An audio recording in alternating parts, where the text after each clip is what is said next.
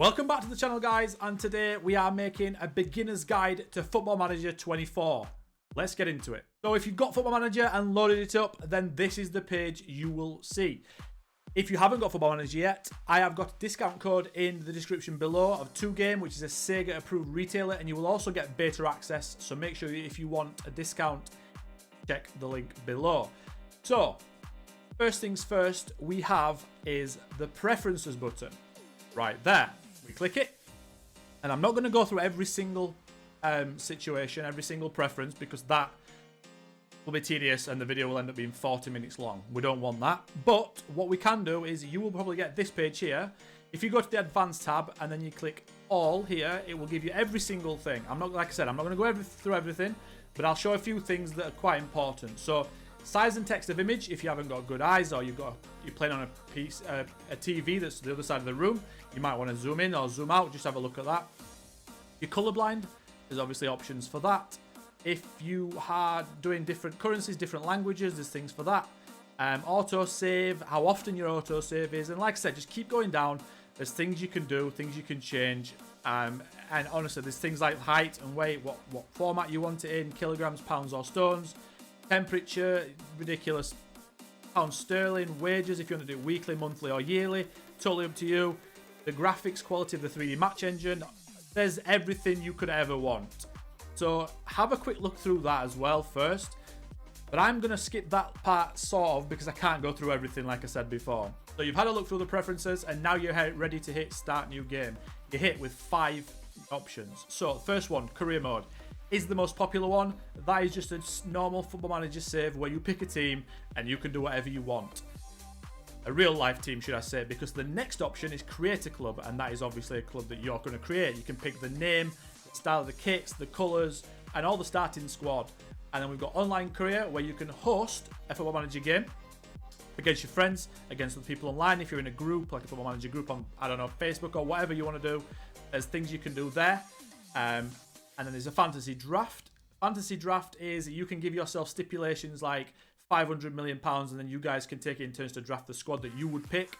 And then you can go up against each other in a league or a cup, depending on how you set it up.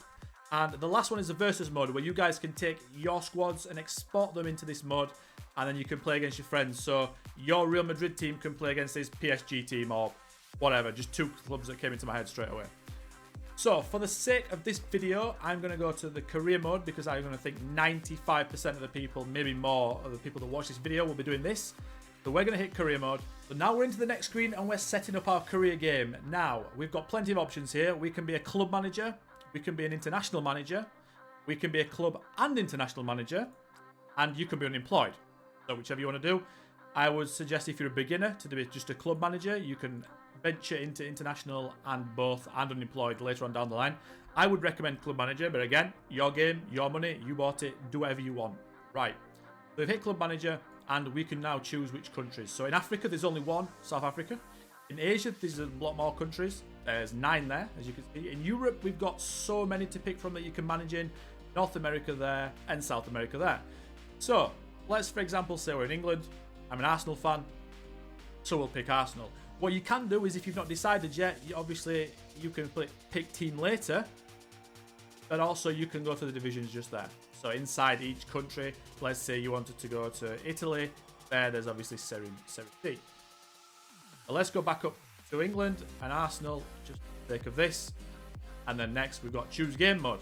So now we're choosing a game mode, and this year we have 2 brand new options. We've got real world and your world. First one I'll speak about really quickly is the original one, which is the most traditional Football Manager experience, where you just have the squad that you start, updated squads, like real life, like the players are using, teams have got now, right? Real world is, for example, Harry Kane moved to Bayern Munich and around, I think it's like the 11th or 12th of August. So because we're starting in the 3rd of July in England, because that's England's start date for Football Manager that they've given us, Harry Kane will start at Tottenham, but his transfer will be arranged for whichever date he went to Bayern Munich in August. I think it's the 11th or 12th, like I said. Your world is, I think, is the one that's vastly different. So this one, depending on your start date, the transfers haven't happened yet. So for example, if you pick your world, it's a sort of the same as the last one, but the transfers won't be pre-arranged. So if you're not happy that Tottenham, if you're a Tottenham fan and they sold Harry Kane and you're not happy about that, because I mean, why would you be? I mean, the top of the league, so maybe you are, I don't know. But you might want Harry Kane. So if you pick your world, you will have Harry Kane. The transfer will not be pre-arranged, and you can rewrite history sort of thing from that start date. But for the purpose of this video, I'm going to be choosing original, and there's a few buttons down here. Quick start, I wouldn't recommend. It just loads up a few leagues. I would do advanced setup, which is what we're going to do for this one. Now we get to the most important screen, in my opinion, which is adding the leagues and also the player database, and how big you want it to be depending on your system and what your preferences are. So if we click this button here, add and remove leagues, it's self-explanatory. All the leagues that are available to manage in Football Manager are right here. Obviously, you can take a time to look through them all when you get to this screen. But this one here is which leagues inside that nation you want to load. So obviously, if you want to manage in the Vanarama League North and South, you pick that. If you're managing League 2, you pick that. In fact, if you want to manage in League 2, you can still pick that. But there's probably no point, and you'll save on space, on time, processing time, and performance. Let's, for example, just stick it at League 2. We've also got the database. You can have a small database, you can have a medium database, you can have a large database, or you can go to advanced and it brings you to this screen here. So you can also, outside of the leagues that you add as playable, you can also add in players. So the leagues won't load. You won't be able to see the league tables of the nations that you don't choose on this screen.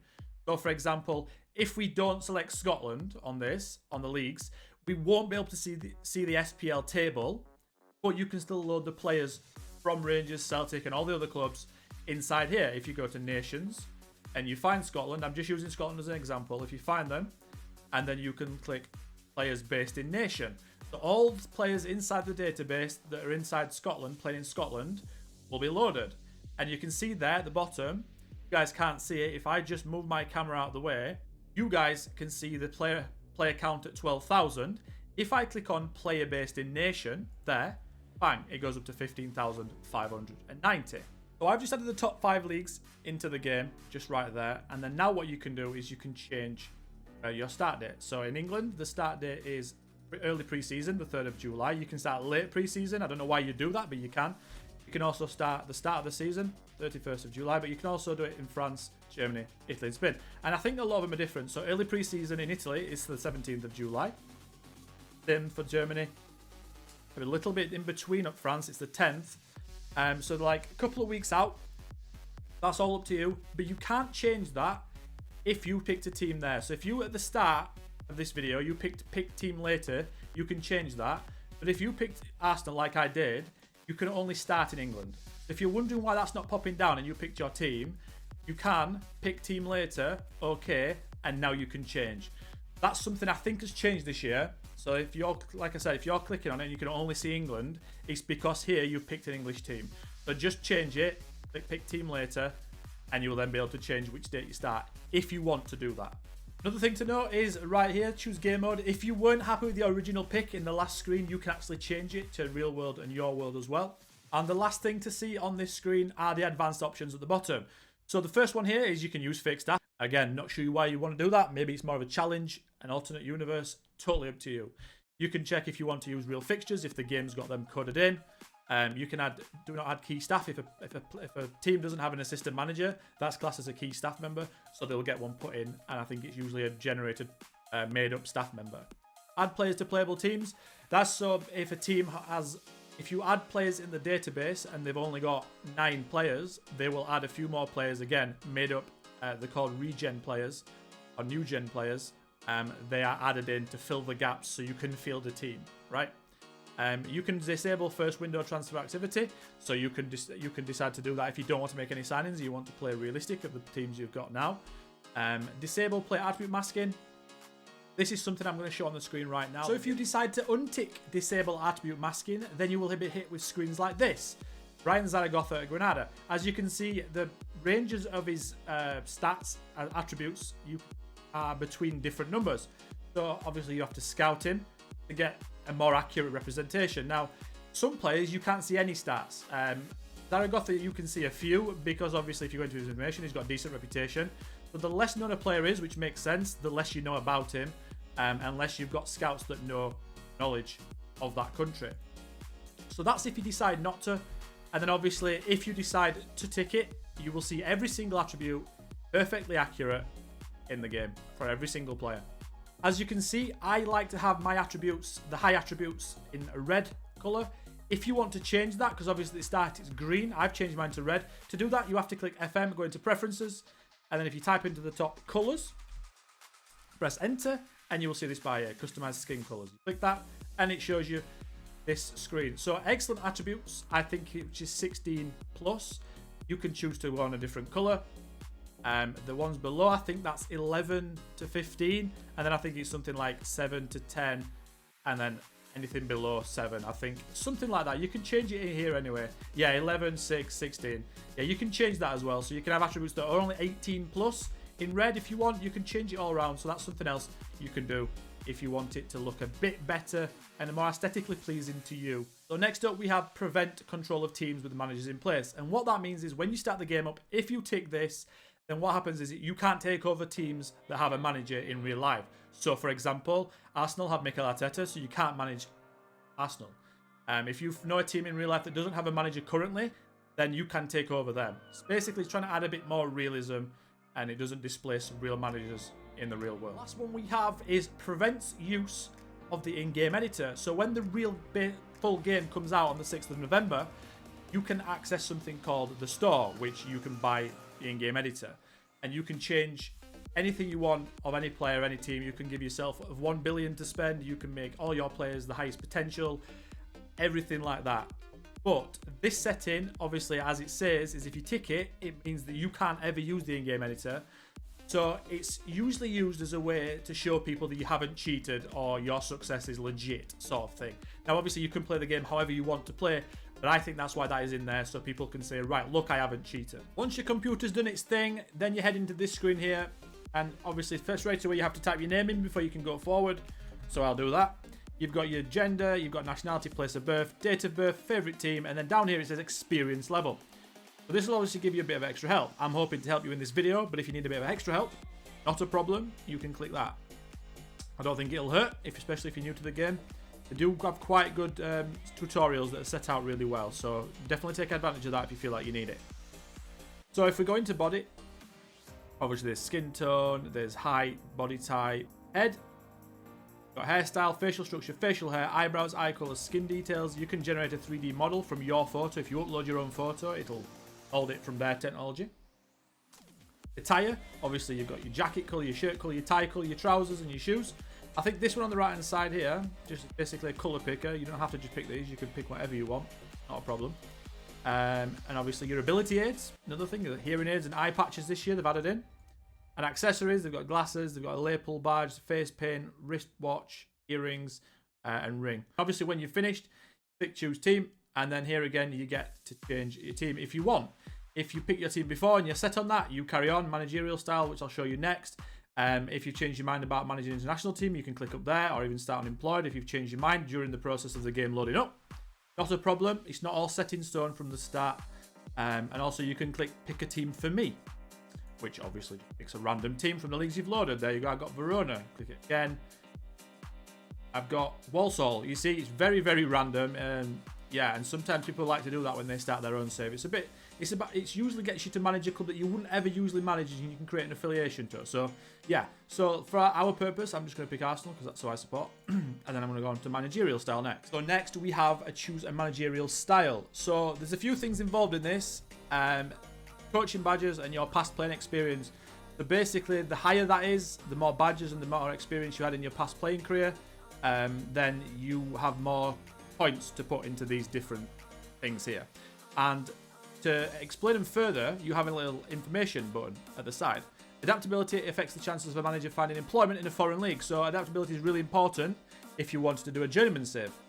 It's not really important at all if you just want a one club save. If you're just managing one club from top to bottom, don't worry about that. You can save points and go to 1. If you want a journeyman save and you want to find it easier to find jobs, then put that up to 20.